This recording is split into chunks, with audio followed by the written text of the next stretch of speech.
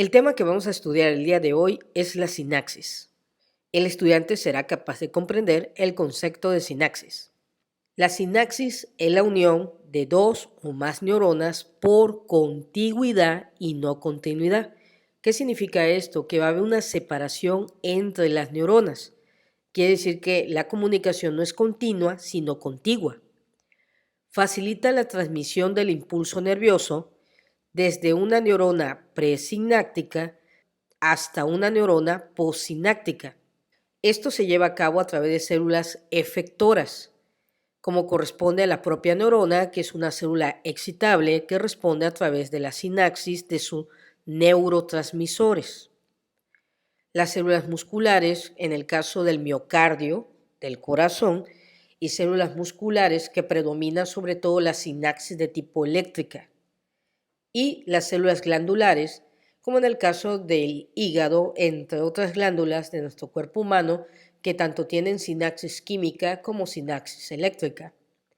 Analizando el concepto de sinapsis, entonces la comunicación entre las neuronas o las células efectoras, ya sean células musculares, glandulares, que responden ante un estímulo nervioso inducido por un potencial de acción, que este potencial de acción no es otra cosa que la propagación de corrientes iónicas que vamos a estudiar más adelante y que permiten que las células se comuniquen entre sí, permiten la propagación de un impulso nervioso. ¿Cómo vamos a clasificar morfológicamente la sinapsis? La vamos a clasificar de acuerdo al sitio de unión de las estructuras de cada neurona. ¿Qué significa esto? Vamos a tener la sinapsis axón-dendrítica. Acuérdate que una neurona tiene un cuerpo neuronal, sus dendritas, tiene el axón y la terminal axónica. Entonces, si se llama axón dendrítica, significa que la unión entre el axón y las dendritas de otra neurona. Quiere decir que el axón de la neurona presináptica y las dendríticas de la neurona postsináptica. Tenemos ahora axón somática, que es la sinapsis entre el axón de la neurona presináptica con el soma de la neurona postsináptica. Tenemos la sinapsis axón-axónica, corresponde a la terminal axónica de una neurona presináptica con la terminal axónica de una neurona postsináptica. Tenemos también la comunicación dendrodendríticas. Lo mismo corresponde una neurona presináptica con sus dendritas, hace sinapsis con las dendritas de la neurona postsináptica. También vamos a tener las sinapsis neuroendocrinas, que es la comunicación entre los nervios y el estroma y parénquima de una glándula. Y tenemos la sinapsis de la placa neuromuscular, que corresponde a la comunicación entre las terminales axónicas de los nervios motores con la superficie del músculo para la liberación de ciertos neurotransmisores. Posteriormente vamos a tener nuestra clase donde vamos a describir la placa neuromuscular. Y aquí observamos en esta imagen que una sola neurona puede tener diferentes tipos de sinapsis. Aquí podemos observar la sinapsis axonsomática, la sinapsis axondendríticas. Observamos también en este caso que la sinapsis axón-axónica, y con respecto a la sinapsis axón-dendrítica, puede llevarse a cabo en las dendritas, ya sea en la primera rama, segunda o en la tercera rama, donde se encuentran las espículas. El estudiante será capaz de comprender la transmisión de los impulsos en la sinapsis. Con respecto a la transmisión de los impulsos en la sinapsis química, esta sinapsis química es la más frecuente de las comunicaciones entre las neuronas. Es aquella sinapsis que emplea la liberación de un neurotransmisor. Actualmente ya no se le está denominando neurotransmisor, sino transmisor. ¿Por qué? Porque no es necesario que la neurona produzca el transmisor que puede generar el impulso nervioso de una neurona presináptica hacia una neurona postsináptica. Entonces le podemos decir neurotransmisores a lo que lo produce la neurona y transmisores lo que lo producen otros tipos de órganos efectores. Con respecto a esta sinapsis, vamos a tener un elemento importante que corresponde a las vesículas sinápticas. Estas vesículas sinápticas son esferas de 40 a 60 nanómetros de diámetro aproximadamente y llevan las sustancias neurotransmisoras o transmisoras. Las vesículas sinápticas van a variar tanto en número como en tamaño. Un ejemplo, en una placa neuromuscular, una vesícula de acetilcolina puede tener 1000 acetilcolinas en su interior, pero una vesícula de dopamina puede tener entre 5 a 10 dopaminas en su interior. Significa que también va a variar el número de neurotransmisores disponibles dentro de la vesícula y las vesículas no liberan todos los neurotransmisores. Se van a liberar dependiendo la necesidad de generar el potencial de acción. Entonces tenemos aquí, colega, un botón de paso. Este botón de paso corresponde a la neurona presináptica y por lo tanto también vamos a tener un botón terminal que corresponde a la neurona postsináptica. Los botones son expansiones bulbosas que puede tener tanto el axón en su terminal axónica como las dendritas en sus ramificaciones y van a permitir la sinapsis.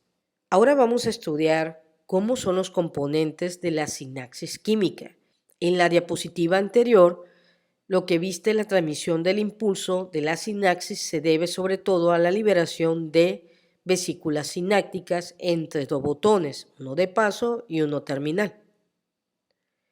Con respecto a los componentes de la sinapsis química, vamos a empezar a identificar cada uno de ellos. En tu clase de fisiología, ustedes van a ampliar más estos componentes. Número 1, vamos a tener una neurona presináptica y una membrana presináptica. Aquí la podemos observar. Esta membrana presináptica tiene ciertas características, tiene ciertos elementos proteicos que le permiten su funcionalidad. También vamos a encontrar demasiada mitocondria porque necesitamos la presencia del ATP para mover microtúbulos que van a permitir el desplazamiento de las vesículas hacia la zona activa de la terminal axónica.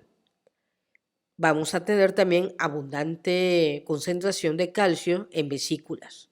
Un elemento importante es la vesícula sináptica, que ya mencionamos que es una vesícula que puede tener 40, 60 hasta 80 nanómetros, que en su interior va a tener la sustancia transmisora o neurotransmisora y que ésta va a ser liberada totalmente o, en este caso, paulatinamente, de manera que las vesículas siempre quedan con reservas de neurotransmisores en su interior. Vamos a tener una membrana postsináptica que corresponde, lógico, a una neurona postsináptica. ¿Qué diferencia va a haber en la membrana postsináptica? Que ella va a tener receptores del neurotransmisor y también va a presentar canales iónicos. Estos canales iónicos van a depender del tipo de potencial de acción que se genere. Un ejemplo, si estamos hablando de una despolarización, vamos a tener sodio o calcio. Y si estamos hablando de una hiperpolarización o un potencial de acción inhibitorio, vamos a tener potasio o cloro. Esta membrana, tanto la presináptica como la postsináptica, vamos a tener un espacio. Ese espacio se llama hendidura o espacio sináptico, donde se va a llevar a cabo la liberación de los neurotransmisores y la unión de estos a los receptores de los neurotransmisores. Este espacio aproximadamente tiene una separación de 20 a 30 nanómetros. ¿Cómo se liberan los neurotransmisores? Se liberan a través de un proceso que se llama exocitosis. Sin embargo, estudiar cada uno de los neurotransmisores una vez liberados y que hagan unión con su receptor, activan sus receptores a través de una serie de segundos mensajeros que se van a encargar de activar los canales iónicos. Posteriormente, los neurotransmisores pueden ser biodegradados a nivel del espacio sináptico o reciclados para su posterior uso. Con respecto a los neurotransmisores, ya mencionamos que tienen a sus receptores. Y tenemos a los canales iónicos. Acuérdate, los canales iónicos excitatorios son sodio y calcio. Los canales iónicos inhibitorios, potasio y cloro. Vamos a aprender ahorita cómo sería la secuencia de esto. La membrana presináptica, que es esta que estamos viendo aquí, la membrana presináptica libera a uno o más neurotransmisores a la hendidura sináptica. Estos neurotransmisores se unen a sus receptores dependientes del canal iónico para activarlos en la membrana postsináptica. Los neurotransmisores unidos al receptor de la membrana postsináptica activan este canal y este canal se vuelve permeable al ion al que pertenece. Por lo tanto, va a haber una inversión del potencial de membrana. ¿Qué significa? Vamos a tener despolarización cuando se inicia un potencial de acción que se llama potencial postsináptico excitatorio. O vamos a tener una hiperpolarización, que es el estímulo que mantiene o aumenta el potencial de acción, produciendo un potencial postsináptico inhibitorio. Posteriormente vamos a estudiar la característica de estos dos tipos de potenciales. En las siguientes imágenes ustedes serán capaces de reconocer qué es la zona activa de la sinapsis. Con respecto a la zona activa de la sinapsis, se localiza en la membrana presináptica. Aquí vemos, dice zona activa. La zona activa es la cara citoplasmática de la membrana presináptica. Es el sitio donde se van a acumular las vesículas sinápticas. Aquí vamos a encontrar una proteína. Miren, vuelvo otra vez y aquí la vemos de color rojo. Se llama sinaxina 1. Esta proteína, su principal función es mantener agrupadas las vesículas que pertenecen a la reserva de un neurotransmisor. La sinaxina 1 se fosforila y permite la liberación de las vesículas. ¿Qué significa? Aquí vemos la sinaxina no fosforilada. La vemos que está actuando y uniendo las vesículas sinápticas de los neurotransmisores. Sin embargo, cuando se fosforila, se le coloca un fosfato en su estructura bioquímica, va a permitir entonces la sinaxina liberar a las vesículas de los neurotransmisores. ¿Cuándo se va a liberar? Cuando se va a originar un potencial de acción, mientras las vesículas están almacenadas a través de la sinaxina 1. Ahora vemos dos proteínas, la sinaxina 2 y la proteína RAC3A. ¿Esta cuál es su función? Mantiene agrupada la vesícula sináptica en los microfilamentos de actina. En otra palabra, estas dos proteínas se encargan de agrupar a todas estas vesículas que fueron liberadas para llevarla hacia la zona activa donde va a llevarse a cabo el proceso de exocitosis. Ahora vamos a estudiar el acoplamiento de las vesículas sinápticas a la membrana presináptica. En primer lugar, aquí vemos una membrana presináptica. El acoplamiento está otorgado por proteínas adicionales que vienen en la superficie de la vesícula sináptica. Vamos a ver que esas proteínas se llaman sinatotacmina y sinatoficina. Cuando se va a originar un potencial de acción en la membrana presináptica, se inicia la apertura de los canales iónicos de calcio dependiente de voltaje y permite la entrada de calcio. Aquí lo vemos, ya está entrando el calcio, que es un indicador de que se está iniciando un potencial de acción. Posteriormente, el calcio va a activar el complejo SNARE. El receptor de SNAP fusiona la vesícula con la membrana presináptica y permite la liberación del neurotransmisor al espacio sináptico. Aquí vemos, viene la vesícula sináptica, trae su complejo de B-SNARE, V de vesícula, y el calcio va a activar a ese complejo. Posteriormente vamos a tener que el complejo B-SNARE está conformado por unas proteínas que se llaman sinactobrevina, sintacina, y está conformada también por la proteína soluble de fijación sensible a N-etilmaleimida 25, SNAC25. Y esto va a permitir la liberación del neurotransmisor al espacio sináptico. Para mayor explicación vamos a identificar las siguientes imágenes. Número 1, aquí vemos la vesícula que va a transportar al neurotransmisor. Observamos que la vesícula está rodeada, lógico, por una capa de fosfolípidos, pero tenemos a esta proteína que se llama sinactotacmina. Vemos también una proteína que se llama sinactobrevina o B-SNARE. Y aquí vemos la capa lipídica de la vesícula sináptica. Del otro extremo vemos a la membrana presináptica, que tiene otra proteína que se llama TEC-SNARE, que es la sintaxina. Entonces, colega, la sintaxina o TEC-SNARE es una proteína de la neuromembrana, de la membrana presináptica, que se va a combinar con la SNAC25 y la sinactobrevina para formar el complejo SNAC, que van a inducir el proceso de la exocitosis de la vesícula sináptica. Para iniciar esto necesitamos un complemento y por lo tanto aquí estamos viendo la complexina. La complexina es la proteína que va a fusionar a la proteína B-SNARE, que es la sinactobrevina, con la T-SNARE, que es la sintaxina. Entonces la complexina lo que hace es que une a estas dos proteínas y una vez unida estas dos proteínas, prácticamente se va a llevar a cabo la exocitosis. La proteína que estamos viendo, que se llama sinactognamina, lo que va a originar es, en este caso, estabilizar la unión de la B-SNARE con la T-SNARE.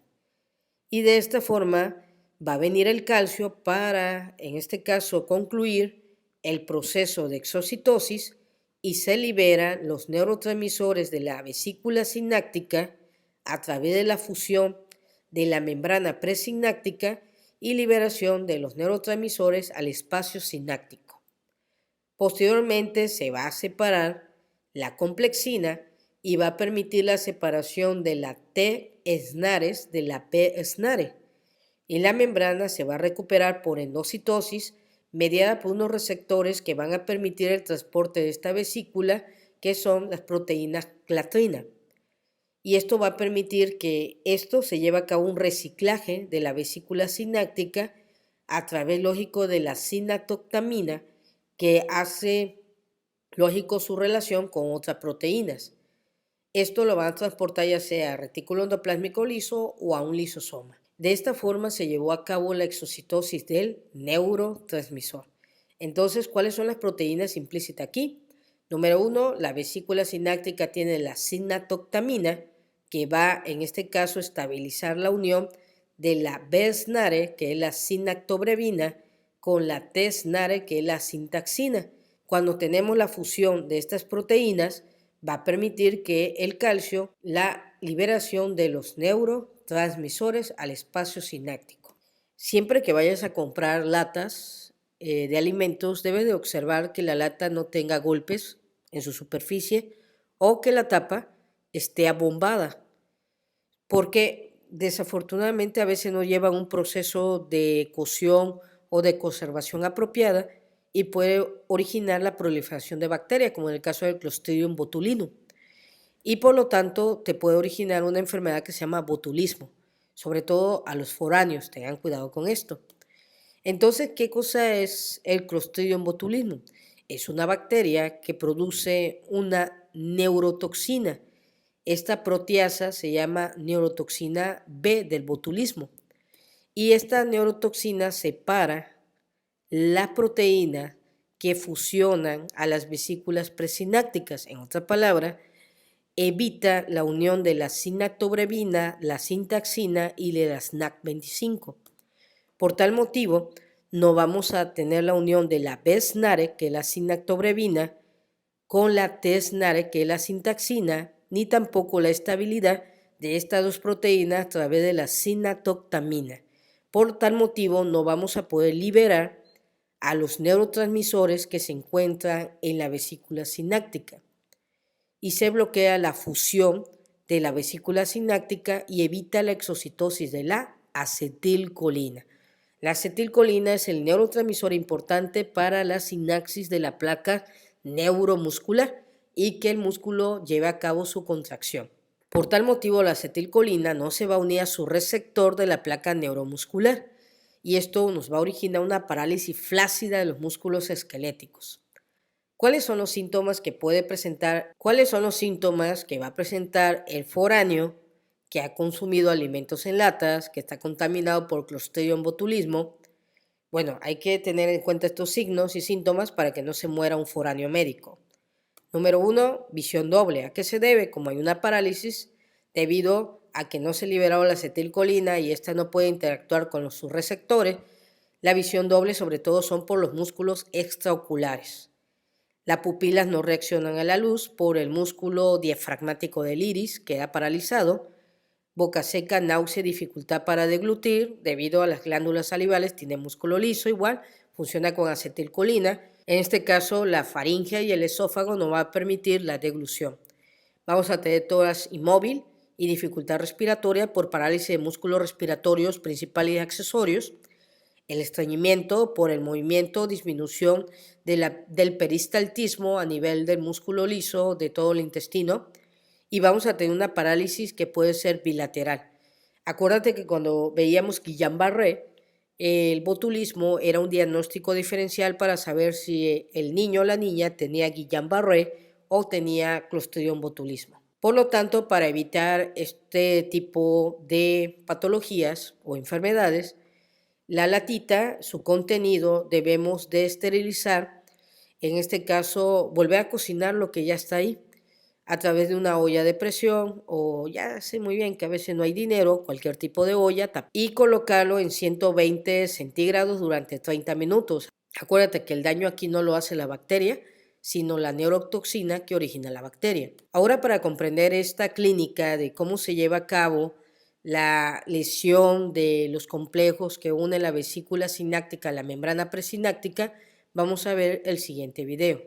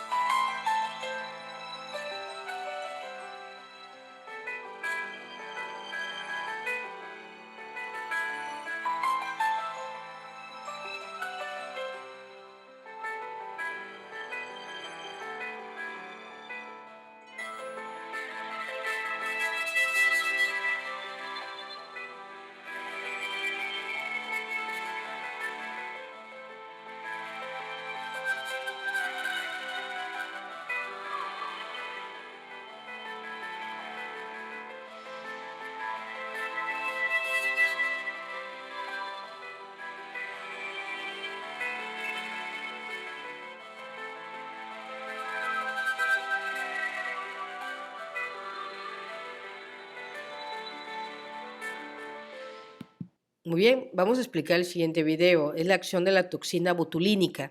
En primer lugar, aquí podemos ver cómo se está llevando a cabo la propagación del impulso nervioso de B1 y B2 del nervio trigémino, otra palabra oftálmico y maxilar. Y vemos aquí cómo vienen unas vesículas sinápticas En su interior tiene neurotransmisores y acuérdate que este es el BSNARE. El neurotransmisor que tenemos es el glutamato.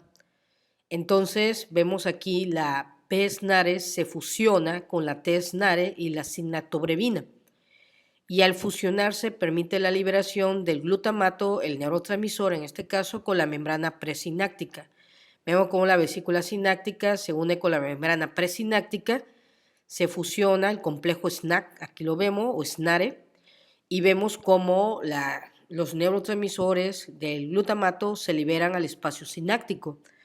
Estos neurotransmisores pues van a activar, lógico, al receptor de glutamato y esto va a permitir un potencial de acción que va en este caso a liberar mecanismo de inflamación y que se lleve a cabo la migraña a través de un sistema de nervios y vasos sanguíneos. Para evitar esto, los científicos lo que hicieron fue manipular la toxina de Clostridium botulino o botulina a través de algo que se llama el Botox. El Botox lo hemos escuchado para cirugía estética, sin embargo, ahorita se utiliza no solamente para migrañas, sino también para lesiones medulares con parálisis flácidas. Entonces podemos observar que aquí vemos a la neurotoxina, tiene dos porciones, una cadena pesada y una cadena ligera. La cadena pesada de color naranja, la cadena ligera de color amarillo. Viene un receptor, lo introduce, lógico, dentro de la neurona y es transportada por vesículas no sinápticas, sino vesículas transportadoras del Botox. Posteriormente se libera la cadena ligera, quedando la cadena pesada, que esa va a ser reciclada por un lisosoma. La cadena ligera es la que va a hacer el mecanismo de acción de incidir, en este caso el SNAC25, que no es otra cosa que la T-SNARE. Al incidir el SNAC25, esto va a evitar la unión de la B-SNARE con la T-SNARE y las vesículas sinápticas, al no poderse unir con la membrana presináptica, pues no se lleva a cabo la liberación del neurotransmisor.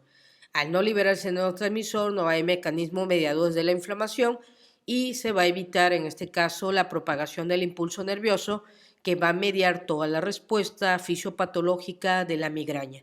Y de esta forma quedan inactivados para la migraña el primer nervio, que es el nervio lógico oftálmico, y el B2, que es el nervio maxilar. Estos nervios, nervio oftálmico y el nervio maxilar, van a inervar la parte sensitiva de las meninges. En esta clase vimos que la neurotoxina del Clostridium botulinum es la que da el botulismo, que es una neurotoxina que puede ser ingerida a través de enlatados que contienen comidas que desafortunadamente tienen este tipo de bacterias y originan parálisis flácidas, como lo estamos viendo en esta imagen. Pero los científicos hicieron que la neurotoxina del Clostridium botulinum lo utilizaran en el Botox. ¿Para qué? Para inyectar y posteriormente, en este caso, evitar la contracción del músculo, en este caso del músculo facial, y de esa manera desaparecer las arrugas secundarias al proceso de envejecimiento. Actualmente se utiliza inyectándola en cuero cabelludo en determinados sitios de inervación del nervio trigémino para tratamiento de la migraña. Vas a identificar y analizar la transmisión de los impulsos de una sinapsis eléctrica, así como los componentes de la sinapsis eléctrica. Con respecto a la transmisión de los impulsos de la sinapsis eléctrica, porque ya viste la sinapsis química, que la sinapsis química, pues la diferencia es que es más rápida, que se manejan neurotransmisores, que tienen receptores, que tienes un espacio sináptico, la propagación de impulso nervioso, que puede ser, en este caso, despolarización, una hiperpolarización o un potencial de acción excitatorio inhibitorio. También en la sinapsis eléctrica vamos a ver que es un tipo de sinapsis poco frecuente en el cuerpo humano, que carece de un retardo sináptico. La transmisión de impulso es más rápida, es bidireccional, sin embargo algunos libros dicen que tiene cierta característica de lentitud, puede inducir despolarización o hiperpolarización como en el caso de una sinapsis química, pero aquí hay una gran diferencia. Vamos a encontrar una membrana presináptica, una membrana postsináptica, igual, entre una neurona presináptica y una postsináptica. Vamos a observar que estas membranas van a presentar uniones en hendiduras, gap junction, o conexinas que van a permitir el movimiento libre de los iones entre una neurona presináptica y una neurona postsináptica.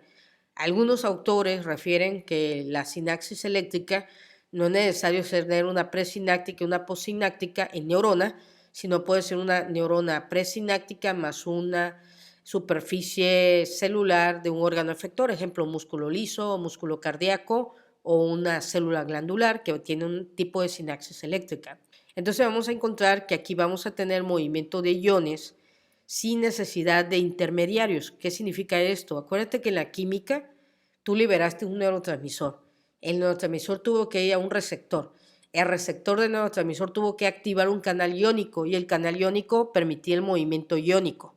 Aquí no, aquí ya no necesitas de un neurotransmisor ningún receptor, por lo tanto viene la despolarización y permite que los iones se mueven libremente a través de en este caso, a través de las conexinas, que van a permitir, que son proteínas transmembranales, que permite la unión de dos membranas, la membrana presináptica o la postsináptica o la membrana neuroefectora. Entonces, esta sinapsis eléctrica la podemos encontrar en la retina, en el tronco del encéfalo, en la corteza cerebral, pero también la podemos encontrar que no son exclusivas de la neurona, puede estar en el miocardio, en el músculo liso y en las células glandulares, como en el caso del hepatocito. Ahora vamos a estudiar los componentes de la sinapsis eléctrica. Número 1, pues va a tener una membrana presináptica y una membrana postsináptica. Sin embargo, acuérdate que no es exclusiva de las neuronas. Puede ser una neurona y órganos no, en este caso, no neuronas, como músculo liso, músculo miocárdico y, en este caso, glándulas. Tiene una terminal axónica y aquí vamos a tener canales iónicos. Estos canales iónicos, la diferencia es que van a encontrarse expandidos y anclados entre dos membranas. Posteriormente vamos a tener un medio de unión que son las conexinas. Son proteínas transmembranales que unen las membranas y permiten la comunicación intercelular. ¿Okay? Y vamos a tener uniones de hendiduras, que en este caso sería un gap junction. Son conexiones de las células a través de hendiduras, a través de unas proteínas que ya platicamos con conexina o gap junction. Y vamos a tener el movimiento de iones a través de la superficie de estas dos membranas. Los movimientos pueden ser bidireccional, quiere decir que pueden ser anterógrados y retrógrados. Fluye corriente iónica directa entre la neurona presináptica, postsináptica o la neurona presináptica más en este caso las células efectoras. Y vamos a tener despolarización e hiperpolarización y esta sinapsis es bidireccional. Colega, hemos terminado la sinapsis, espero que hayas aprendido mucho. Acuérdate que voy fragmentando qué es lo que debes de aprender en cada una de las diapositivas. Espero que te haya gustado mucho el video y acuérdate que cualquier duda, preguntar en clase.